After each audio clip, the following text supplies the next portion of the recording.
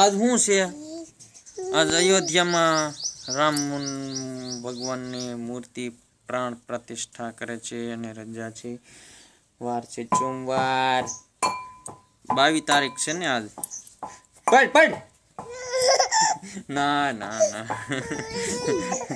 લોદર તેમાં દીધું. જો અહીંયા જો છે ને, આ બસ જો ને તાર બાપ.